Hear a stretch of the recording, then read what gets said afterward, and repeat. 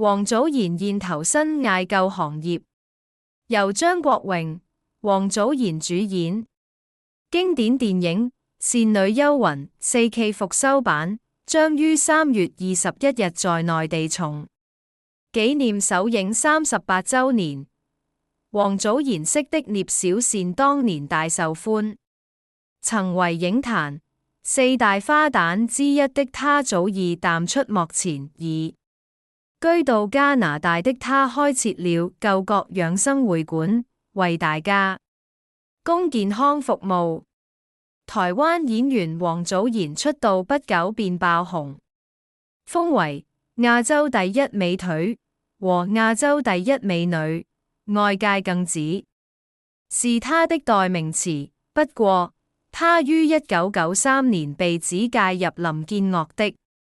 情誼，被林如寶珠公開批評，以致形象一落千丈。2004，